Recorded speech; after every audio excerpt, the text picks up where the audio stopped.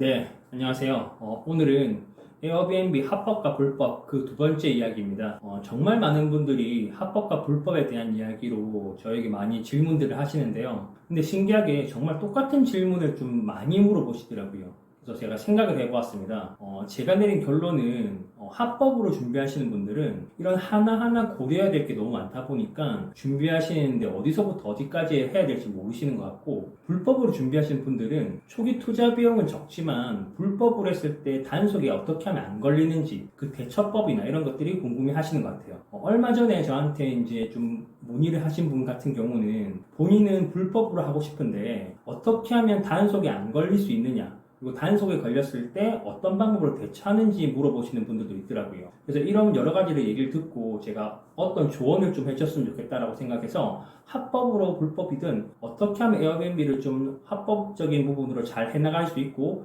불법적으로 하더라도 어떤 부분을 잘 케어할 수 있는지에 대한 조언을 제가 좀 드리도록 하겠습니다. 일단 첫 번째, 에어비앤비를 합법적으로 하면 좋은 점은 일단 시간 대비 효율, 꾸준하게 수익을 볼 수 있어요. 지금 이제 코로나가 좀 급증하고 있긴 하지만 앞으로 나중에 이제 외국인 관광객들이나 이런 여러 가지를 통해서 충분하게 꾸준히 수익화할 수 있는 모델 중에 하나는 에어비앤비입니다. 그래서 보통 하나 관리할 때 뭐 청소나 뭐 응대나 이런 여러 가지들을 하는 부분이 있어서 시간이 많이 들어간다 하더라도 한 2시간 정도? 그리고 만약 오토로 만들어 버린다라고 했을 경우는 하루에 한 10분 정도만 투자를 하면 충분하게 운영해 나갈 수 있어요. 그리고 그렇게 운영을 해 나가면 보통 웬만한 직장인 월급 정도, 적게는 한 뭐 200만 원에서 많게는 300만 원 넘게까지도 수익이 올라올 수 있습니다. 그리고 에어비앤비 장점 중 하나가 정산인데, 게스트가 체크인을 하면 보통 그날 아니면 그 다음날 바로 정산이 되기 때문에 현금 흐름에도 좀 좋죠. 하지만 초기 투자 비용이 당연히 불법보다 높겠죠.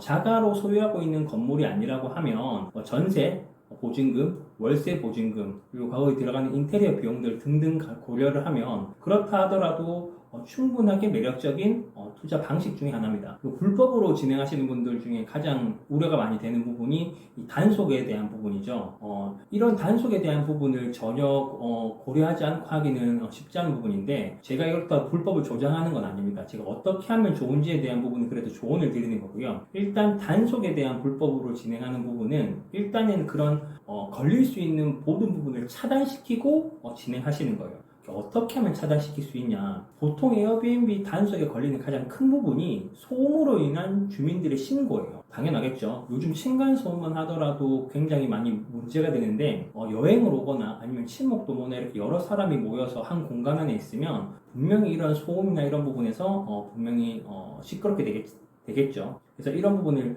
줄여 나갈 수 있는 부분으로, 첫 번째는 일단 내가 원하는 숙소를 고를 때 그런 것들을 충분히 고려해서 고르는 거예요. 보통 불법으로 진행하시는 분들이 가장 많이 하는 곳이 원룸이나 오피스텔인데, 그 건물에 어떤 세입자들이 사는지, 내가 만약에 구하고자 하는 그 층에 아래 위로 옆으로 얼마나 예민한 세입자가 있는지, 이런 부분은 그 내가 구하고자 하는 그 건물의 경비원분에게 좀 문의를 주시면 충분히 좀 알 수 있는 부분이거든요. 그리고 부동산 중개인분한테도 이런 여러 가지 부분들을 좀 고려해서 좀 주인이 컨트롤해 줄 수 있는 부분까지 고려를 해서 숙소를 구한다라고 하면 조금 더 그런 부분에서는 자유롭게 진행할 수 있습니다. 하지만 저는 여기서 더 또 중요하게 생각하는 것은 인원이에요. 인원수. 보통 원룸으로 많이 진행하시다 보니까 인원수를 좀 무리해서 4명까지 늘리시는 분이 계신데, 저는 절대 2명 이상 들어오는 걸 추천을 드리지 않습니다. 그럼 결국에는 커플들을 대상으로 진행하는 걸 가장 추천드려요. 커플들이 아무리 격정적이라 하더라도 정말 고성방가를